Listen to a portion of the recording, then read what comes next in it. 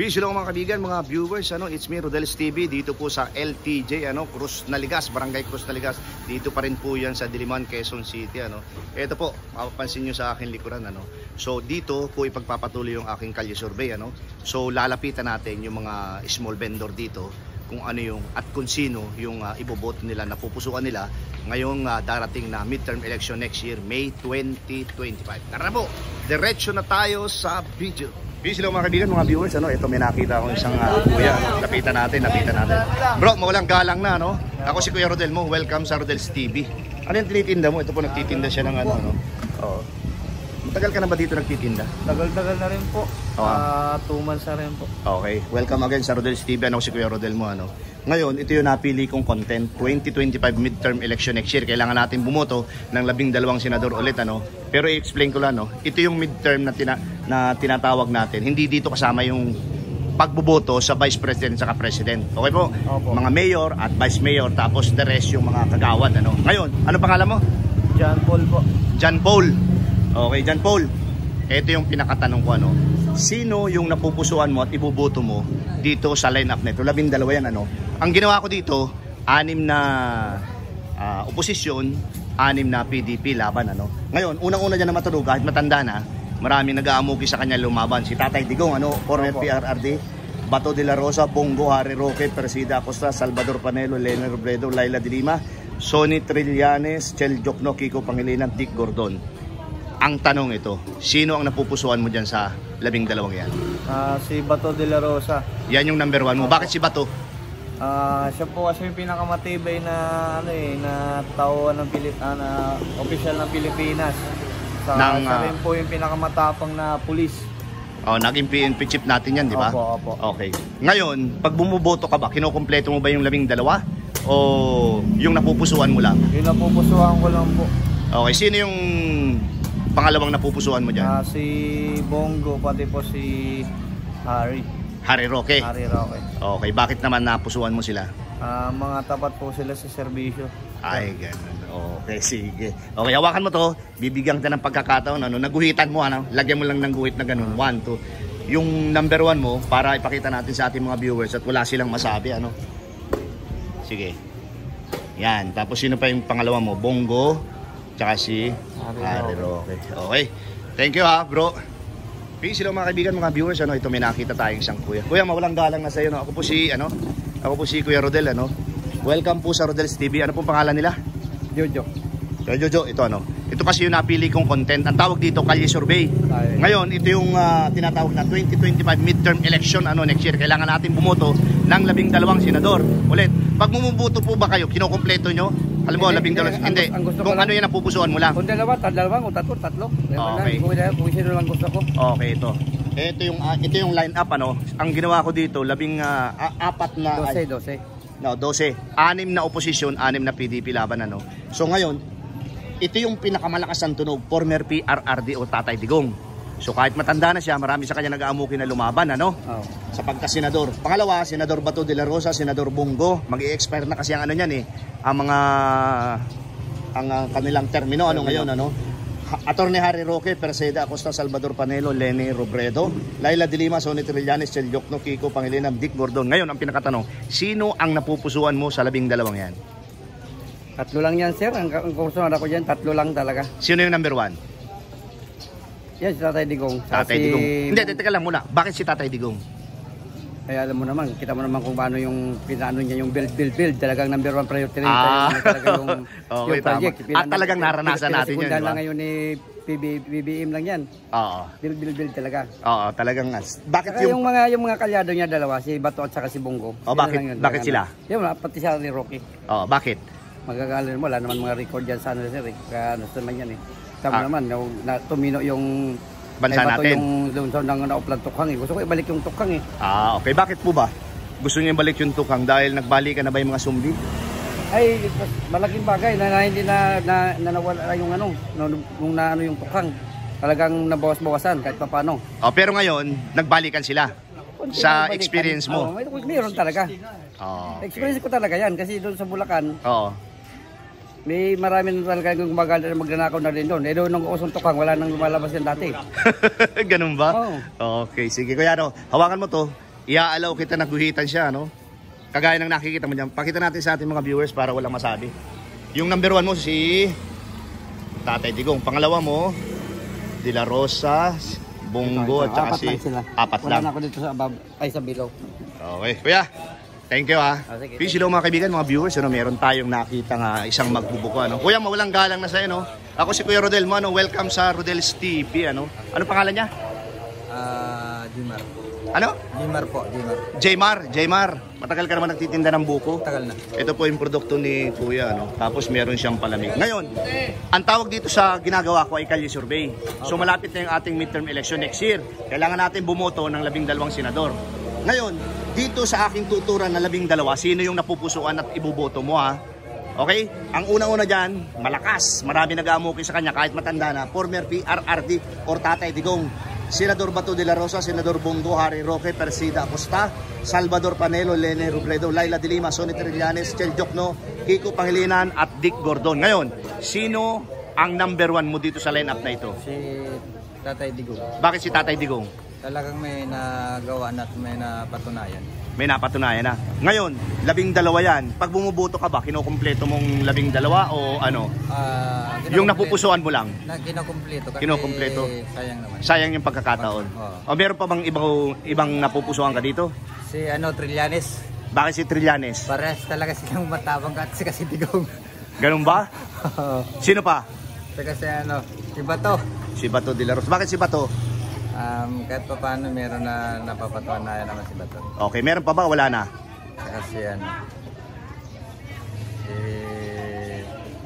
Lenny din. O bakit si Lenny? Pagbigyan muna natin kasi dati ng vice, pwede naman siya maging senador. O, wala pa siyang experience para maging senador. Okay, sige. Hawakan mo to at ipapakita natin sa ating mga viewers. Ano, guhitan mo kagaya ng nakikita mo dyan. Para walang masabi ang ating mga viewers, ano? Yung lahat ng napili mo, unang-una, Digong. Tapos pangalawa, si De La Rosa. De La Rosa. Saka si Lenny, sabi mo. Lenny. Yan, number 7. Tapos yun pa yung isa mo, 4 yung napili mo eh. Trillanes. Ayan. Number 9. Okay, sige. Bro, thank you ha. Peace hello mga kaibigan, mga viewers. Ano, ito, meron lang titinda ng Japanese cake. Ano. Kuya, mawalang galang na. Ano? Good morning. Good morning po. Ako po si Kuya Rodel. Ano? Welcome sa Rodel's TV. Okay, thank you. So, ito po yung napili kong ano kasi, ang tawag dito, yung content. Ano? Ito yung tinatawag na 2025 midterm election next year. Ano pong pangalan ni Kuya? Leo po. Leo. Kuya Leo, ito po ano. Ito, kahit matanda na, ano, marami nag-aamuki sa kanya. Ano? Na kumandidato bilang sa pagkasenador, ano, former PRRD o Tatay Digong, pangalawa Bato de la Rosa, Bongo, Harry Roque, Persida Acosta, Salvador Panelo, Lene Robredo, Laila de Lima, Sonny Trillanes, Chel Jokno, Kiko Pangilinan, Dick Gordon. Ngayon ang pinakatanong, sino yung napupusuan mo dito sa 12 tinurang ko? Sa lahat ng nabanggit mo, si Attorney Chel Jokno lang. Bakit po si Attorney Chel Jokno? The rest kasi, Tatay Digong, di ba? Oo. Bato de la Rosa, Bongo, Roque. Puro magkakakampihan eh. Oo. Hindi, kaya nga dito ang ginawa ko dito, 6 na PDP, tapos 6 na oposisyon. Oo nga eh. So sino po? Chel Jokno? Yan kasi mga tumakbo na pero hindi naman nila na-resolve yung tungkol sa pinagmamalaki niyang issue tungkol sa droga. Oo. Tungkol sa corruption. Oo. Lalo nang lumala eh. Oo. Tapos tatakbo na naman ulit sila. Oo. Di parang hindi na tayo Pero ito lahat kasi nadala. teka lang ha, ito ituturan ko pa nung Harry Roque, Persida Acosta, Salvador Panelo, Lenny at saka yung po mga binanggit kong yun, hindi pa yung mga naging senador. So wala pa silang experience. Pero although nagtrabaho na sila sa gobyerno. Pero si Panelo, tagapagtanggol yan nung minasakir sa Maguindanao. Yung mga media. Oo, yung kay Manguda Dato, oo, sa Ampatuan. Di ba? Oo. So ba't mo iboboto yan? Okay. So yung napili mo, si Attorney Chel Jokno. Chel Jokno lang. Oo. Bakit po si Attorney Chel Jokno, yung pinaka-point mo? Simple, mabait, makadiyos. Oo. Yun lang, dalawa na yun. Mabait at makadiyos. Yun lang. Okay po. Hindi naman siya korap eh. At never siya naging korap. At saka hindi pa At saka siya... never niyang gagawin yun. Oo. Never. Ay, paano po kayo nakakasiguro na hindi niya gagawin yun? Alam mo, sa unang tingin mo pa lang at sa demeanor ng taong nagsalita na, kasi tumakbo na yan dati. Oh, 2 beses. Di ba? Kaya lang hindi na magbigyan ng pagkakataon, ano po? Dahil nga sa sitwasyon na napasama siya sa linya nila Ninoy, Oo. nila Mar Rojas, Oo. pero yung urge niya Oo.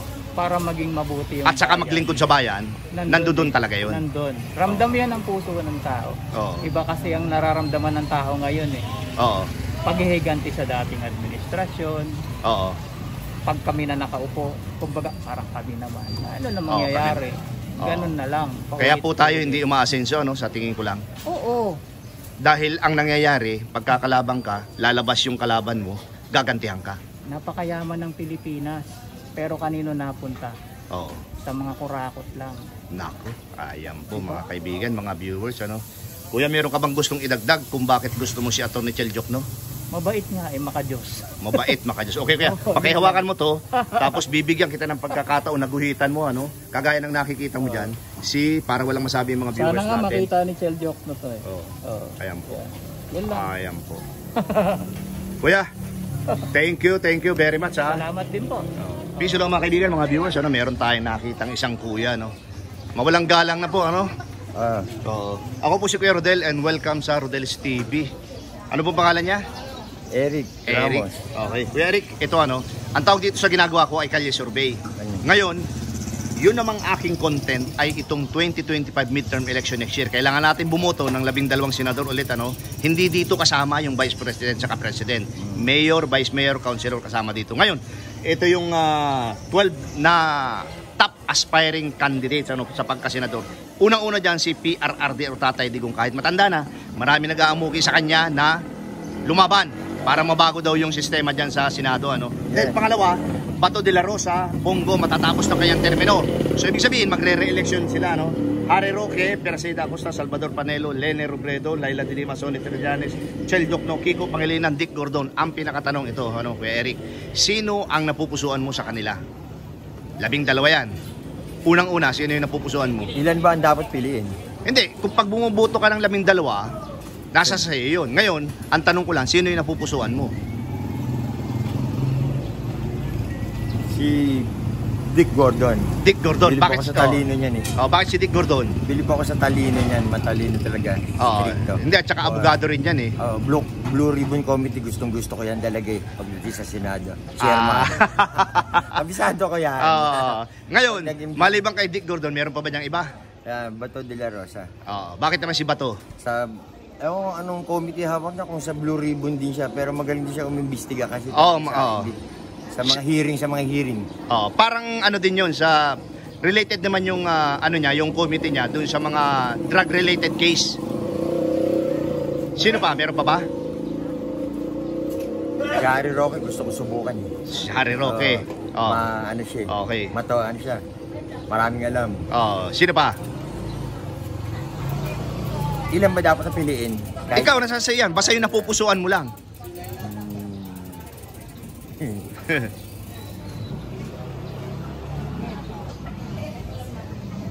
Wala na. Si Duterte, si Digong. Okay, bakit si Digong? Naging presidente natin yan. Drug free na talaga Pilipinas. Ayun lang, no comment ako dun sa CC, ano na yun. Sa ICC na yun. Sa ICC na yun, no comment sige, ako basta drug free. Okay, bibigyan kita ng pagkakataon, hawakan mo yan, tapos guhitan mo kagaya ng nakikita mo dyan, ano, pakita natin sa ating mga viewers, ano, na para wala silang masabi, ito guhitan mo yung lahat ng iyong napili, ano, pakita natin. Ayan po mga kaibigan, ano. Ayan. Okay, meron pa ba Kuya Eric? Wala na, no? Harry Roque, na anuhan mo na? Napili mo yun eh. Okay na. Saan na meron pa? Okay. Si Panelo na to. Panelo. Okay, bakit naman si Panelo? Matalino yun. Matalino. Matalino. Okay. Bilib ako sa talino nito eh. Hindi pa nasusubukan para malaman yung talino talaga eh.